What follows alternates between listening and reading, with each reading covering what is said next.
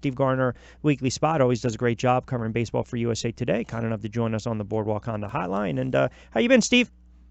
Doing great, Rich. How are you? I'm doing really well. I think I am over the spanking that the Yankees took against the Boston Red Sox. I mentioned the Red Sox at the top of my monologue, talking about the Phillies in the NL, and then how 13 to 20 games over 500 is a really nice season. And then you turn around and you look at the Boston Red Sox, and they're almost 50 games over 500. I mean, honestly, how do you explain this? It is remarkable.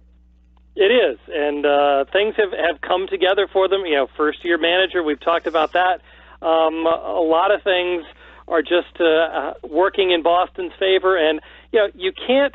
I don't know if you can overestimate what J.D. Martinez has brought to that team, but again, a team that was, I think, last in the American League in home runs last year now is just hitting them all over the place, and Martinez is a big reason why they're the top scoring team in all of baseball. Do you still trust their pitching in October, or would you still give a slight edge to the Houston Astros? Like right now, if I were to say handicap it, the better team, especially come postseason, Houston or Boston, who do you give the edge to? Well, certainly they need to have a healthy Chris Sale, and that's the most important thing for Boston. And it would not surprise me if they, let him take his time coming back. But in terms of overall rotation and starting rotation, I have to think Houston's is better. So there's that old question: does good pitching stop good hitting, or what in the postseason? That's where I think Boston has got to be a little bit concerned. And the Astros also have a better run differential than the Red Sox do. So even though the Red Sox are winning all those games, the Astros still nothing to sneeze at by any means. Lastly, on the Red Sox, we always talk about the X factors, and I think, listen, knowing what we know after 4+ odd months of the season already in the books, I think, to me, Porcello could be the key to rotation. I mean, I think it's easy. It's a popular pick to say a guy like David Price, but again, I already know what David Price is for the most part. He's up, he's down, all over the place. But is Porcello one of those pitchers, too, where somewhat of an enigma, and he's certainly he can really have a huge hand in how far this team goes in October?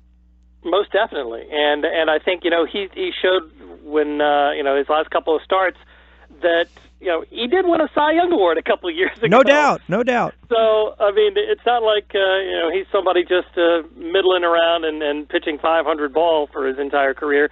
He's had some streaks of brilliance and an entire season's worth, for that matter. So, yeah, I mean, you could get him in that rotation, and if he kicks it in and has a great postseason, then this team looks, even stronger from that for that matter. So you've got Sale, Price, Porcello, Eovaldi. That's pretty good rotation right there in itself.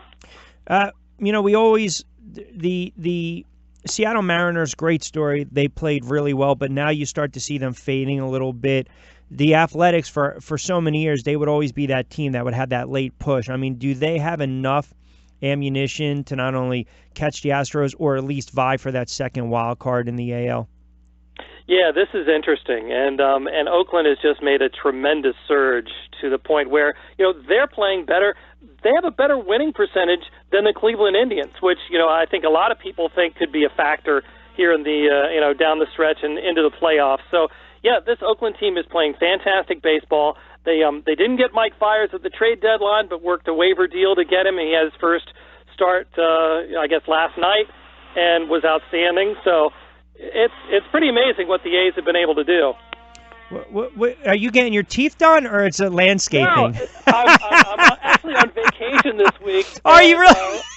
I'm out on my in-laws' deck, and some other folks are having some work done on their house. So I tried to get a nice quiet spot. Nah, you're fine. All sorts of stuff going on inside the house. Well, I'm not going to hold you too long, so you can at least enjoy your vacation. You mentioned Porcello and a former Cy Young Award winner. We're seeing what Arrieta is doing now, starting to come into form. But then you turn around, and just when we want to start to praise the starting rotation, you see what happens last night with Velasquez, and the bats go silent. I'm starting to get the sense that if the Washington Nationals don't figure it out, then by default it'll be that two-team race between the Atlanta Braves and the Philadelphia Phillies. But it's almost as though what team can just start to string together a couple wins late? That might be the difference. Yeah, it is. Baseball is a game of streaks, and so yeah, it's a matter of which team can stay healthy for the most part, and also who gets that like you're saying that winning streak and put something together and starting to gel. Because if you can do that and you can go into the postseason and stay hot like that, I think it helps a tremendous amount. So, yeah, these teams, and they'll have some time to battle against each other too down the stretch, and I think that will might have a psychological advantage that comes with that if either the Phillies can win the majority of those games or the Braves can. It's a great point, and the one thing about the Phillies. They seem to come back. They'll lose a heartbreaker, they'll come back. They'll lose to the Dodgers and extras, they'll come back. They'll have a great pitching performance against the Red Sox, no offense, they'll come back and win. We saw it the other night against the Diamondbacks. You lose 3-2 in gut wrenching fashion. They come back.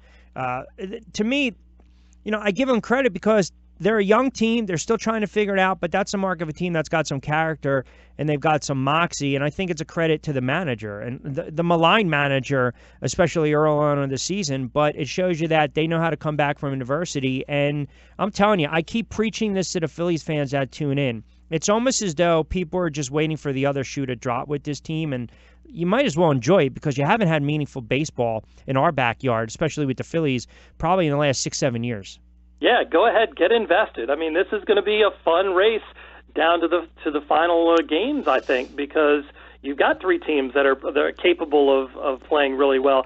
And yeah, I think the culture and the way that the Phillies have gelled this season. And USA Today's Bob Nightingale had a column today about exactly that. Jake Arrieta and Tommy Hunter, I think, have turned all the victories into disco parties after the games. Enjoy it. Exactly. I think that's what the fans should embrace that as well, because the Phillies players certainly are. And I think that shows up on the field. This is a team that is not blowing anybody out.